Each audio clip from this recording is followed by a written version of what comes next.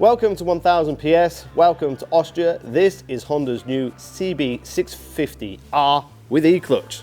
That's the big thing stuck on the side. So we're going to ride it up in the hills, we're going to ride it around town and tell you what we think of a bike that doesn't require a clutch.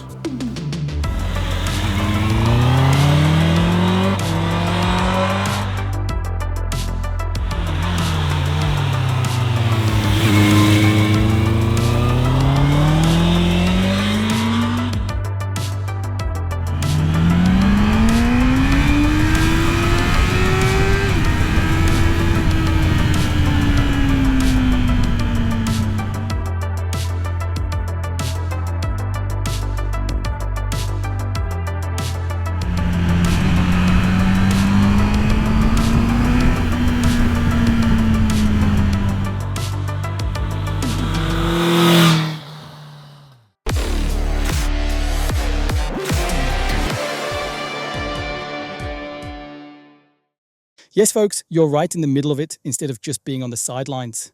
You're part of the big 1000 PS Naked Bike Test 2024. It's one of the biggest productions we've ever done. 10 motorcycles are at the start. What's new this time is that we've put motorcycles from different displacement classes into a test environment.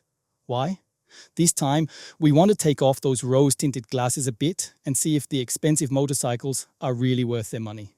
How much better do these expensive motorcycles actually ride compared to the smaller, weaker and cheaper ones? And of course, we also wanted to see if the smaller motorcycles, which we often say ride super well and are sufficient, really hold up in a direct comparison.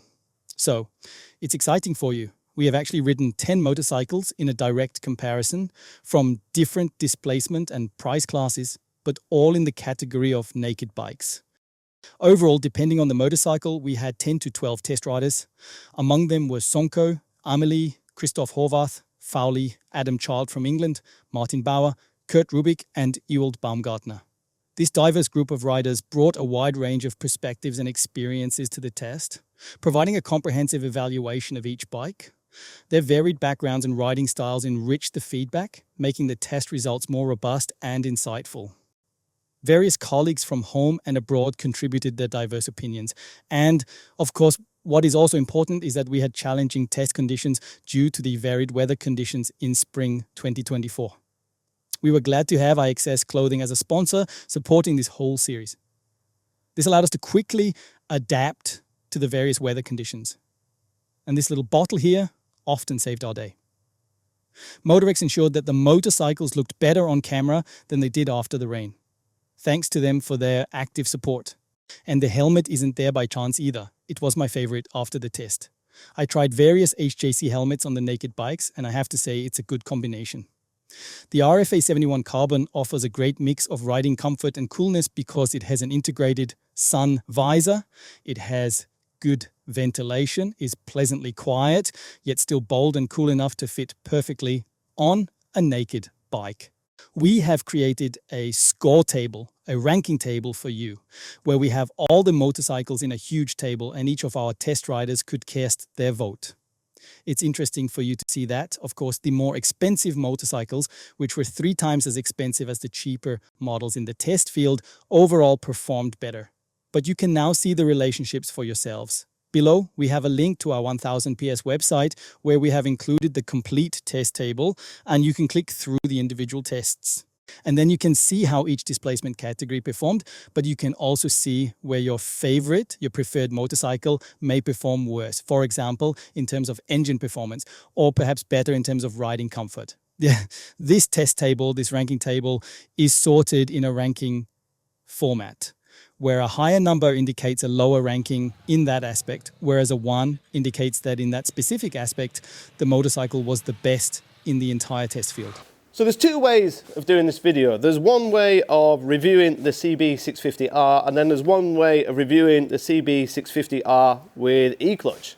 So let's start off with the CB650R, which is kind of like the last of a generation 4-cylinder, under 100 horsepower, there or thereabouts bike. And this bike has been around for quite a number of years. It's a bike that I really loved and a bike that I really enjoy riding. It's very simple and easy to ride. The only problem is now is there's really strong competition from Yamaha, with the R7, you have Suzuki with their GSX-8S, their naked version. Aprilia have got bikes, and everybody in this category has kind of raised the game. Everybody's got a parallel twin, everybody's got more torque, and everybody's a little bit lighter, which makes it a little bit awkward for the CB650R. But I still love the inline feeling, I love the reviness of it, I love the sportiness of it, and it's very simple and easy to ride. Now, to make the bike unique from the competition, Honda have fitted the E-Clutch. Now, the E-Clutch basically works like a quick shifter, so the clutch becomes redundant, you don't have to use the clutch on up or down gears. But what makes it slightly different from a quick shifter is when you come to a stop, you don't have to use the clutch. You don't have to use the clutch to get going either. So you don't actually need a clutch. But Honda have fitted the clutch, so if you wanted a sporty ride, or let's say on a closed road you wanted to pop a little wheelie, you could use the clutch. But for 99% of the ride that we've just done, it was just redundant. I didn't bother. It's really interesting. It takes it a little bit of getting used to that when you come up to a traffic light, you don't automatically go for the clutch lever. You just can leave it alone. In fact, it's so good, you don't have to even come down to first or second. It'll pull away from third or even fourth. It knows that you're requesting power, and it almost kind of feels like it's slipping the clutch itself. It makes riding around town incredibly easy, very lazy, and you can't actually stall it. So I don't know how that's going to work when you actually come to do your test, because obviously you can fail your test if you stall the bike, but if you use one of these, it's impossible to stall. It'll also make it really smooth and efficient if you've got a pillion. So when you set off, you've not got that kind of headbutting feeling when every time you go for the gear change. For me, it makes perfect sense. It adds a few kilograms, it's £100 more, but I'm sure if you haggled with your Honda dealer, they'd probably throw it in for free. It looks a little bit ugly. Now I've pointed it out to you, it's kind of like, you know when your mate says, don't mention that your best mate's got a giant spot on his forehead and all you can do is look at the spot on his forehead. That's kind of like the spot on the forehead. And now I've pointed it out, you probably can't take your eyes off it. But aside from the looks, I don't know why you wouldn't want it. It's great round town, you don't have to use a clutch, that's redundant, it's nice and smooth, it's efficient, it's effective, it makes town riding a doddle. And once you're out of town, you can use the clutch and have some fun should you wish to.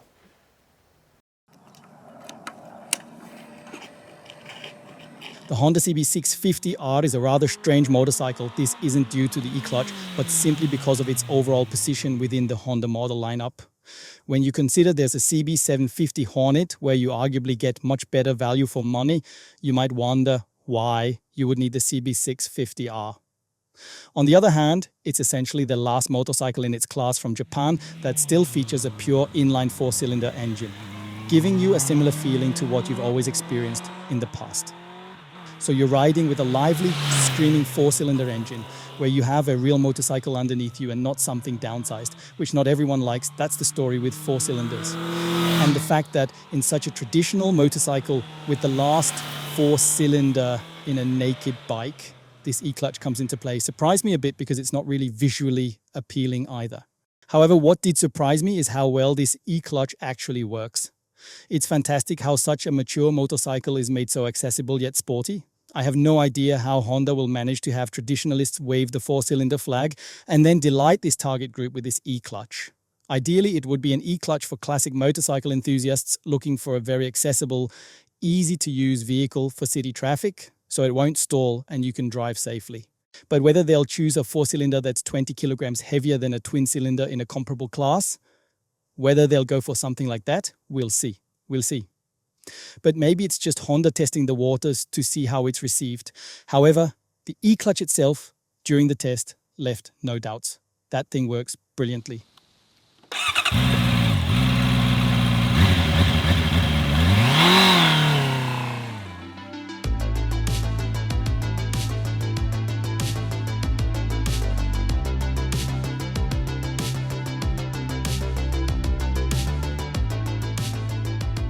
The Honda CB650R radiates typical Honda characteristics. It's a very accessible motorcycle in all respects. Starting with the engine, it's divine. It's noteworthy that there are still smaller four cylinders that are allowed to exist. This means we have a silky smooth power delivery from the engine that you can use in every gear. However, you also have to live with four-cylinder vibrations, especially at higher RPMs, which you feel in your feet and a bit in your seat. For the displacement, I find there's decent bottom end torque available, so you don't fall asleep at the wheel when riding at low RPMs. At the same time, the engine's eagerness to rev is a joy, as is the associated sound. Throttle response is sometimes a bit jerky when applying it in certain driving situations, but otherwise everything is wonderful. The gearbox, especially in combination with the E-Clutch system, is absolutely top-notch. There's nothing to criticize when it comes to handling. I believe the CB650R has a slightly narrower handlebar compared to others, as it's not quite as eager to lean into corners as the competition. Nevertheless, it's incredibly easy to maneuver, completely neutral, but it doesn't quite have that eagerness to aggressively throw into curves. The suspension dampens very comfortably and provides sufficient stability. However, if you ride aggressively, it may not have the same reserves as some other motorcycles in this category. Finally, in terms of braking, especially during spirited riding, you can feel Honda's typical accessibility. The brakes are very easy to modulate with significant progression at the lever, but at the same time they lack that last bit of aggressiveness that some others possess.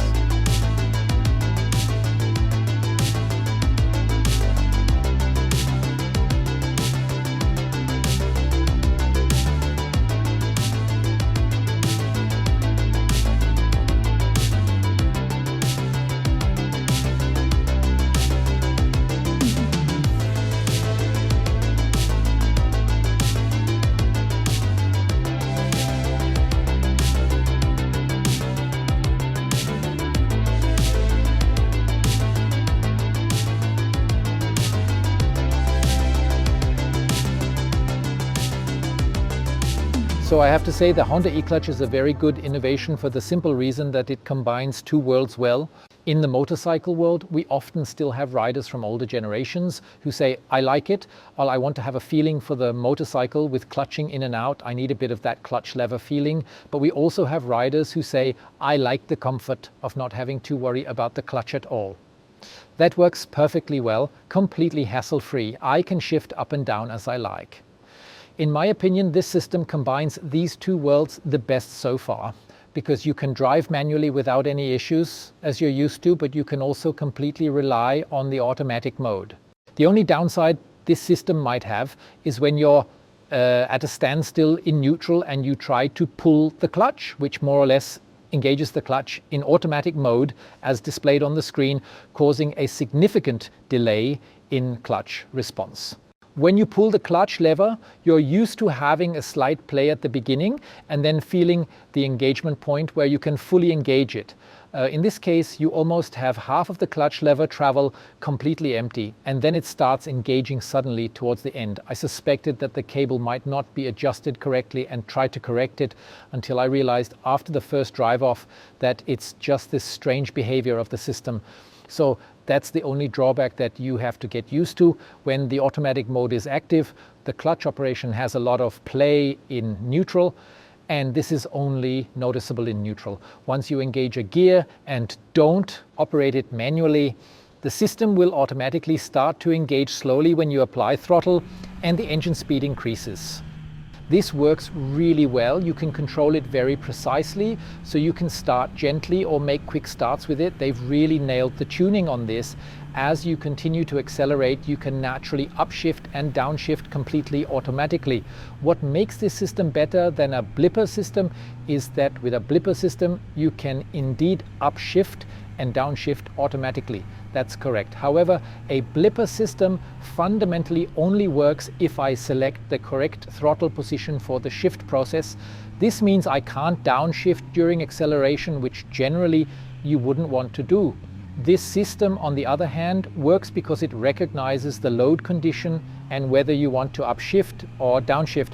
And by disengaging the clutch, which doesn't happen in a blipper system, you only have the option to shift due to the load release of the gearbox. This is achieved by briefly blipping the throttle when closing it. A brief blip of the throttle momentarily disengages the clutch so that the gear can engage. During the acceleration phase, you briefly reduce power. However, the clutch is never disengaged in a blipper solution. Here, the clutch is automatically engaged, allowing the freedom to downshift even during acceleration. It's rare, I admit, but sometimes during overtaking, for example, if you realize during acceleration that you're in too high a gear and won't make it, you can easily downshift under full load. It revs up, shifts to a lower gear, and accelerates fully. So I must say these combination possibilities of this system really work well. You do carry a bit more weight, but it's not really noticeable in practice. I wouldn't have noticed it on the bike, as it's mounted on a smaller displacement motorcycle, specifically on the 650cc, which already has good handling characteristics. It doesn't really have a negative impact. For me, it's a very successful system, very practical in tuning as well. It's suitable for those who want to clutch manually, as the system detects this and completely disables the automatic function. You can also manually operate the clutch as usual.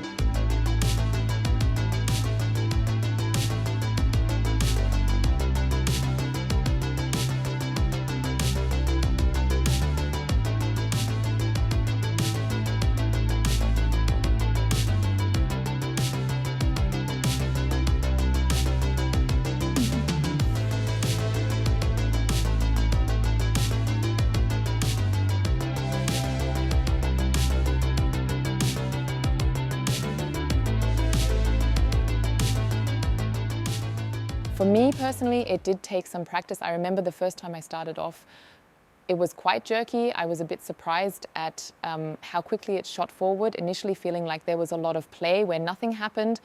Then suddenly it took off when I started.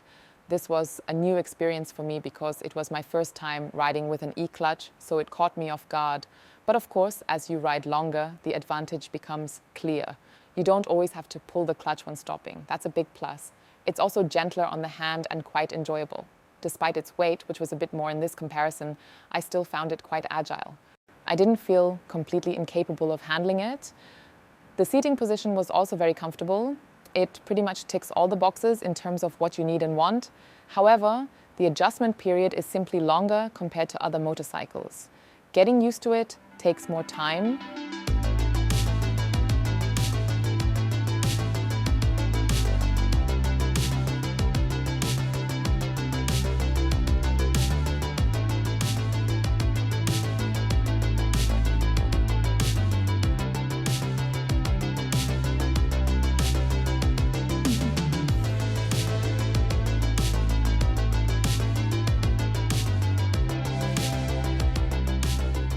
Yeah, fundamentally for me, the clutch is one of the most crucial components on a motorcycle, especially for a stunt rider, because everything essentially operates through the clutch. It determines whether power is being delivered or not.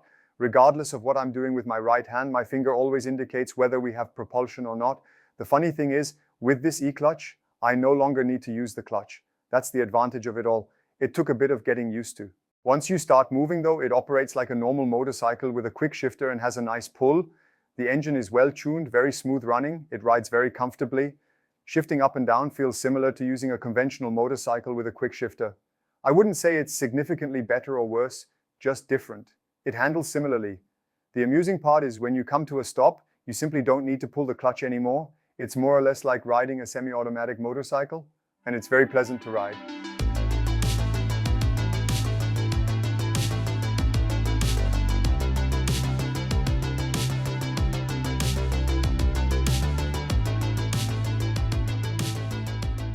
Yeah, at the beginning it was a bit strange when going somewhere and not being able to pull the clutch. I've always learned from the start, unless you're on a scooter, that you automatically pull the clutch. But it becomes second nature relatively quickly. It's not a problem at all. The motorcycle, this clutch, works flawlessly. In stop and go traffic, I would almost say, I believe an experienced motorcyclist might handle it a tad better. But once you're on the road, especially on open roads and such, there's really nothing better. It's just flawless, smooth all the way. It works really well. And the bike itself, very agile to ride. Good seating position. Certainly not too sporty. instead just a bit more everyday practical. Thanks for watching. Hope you enjoyed the video. I've enjoyed riding the bike and I've enjoyed experiencing the E-Clutch for the first time. If you've got any technical questions, fire them below and we'll try and get back to you.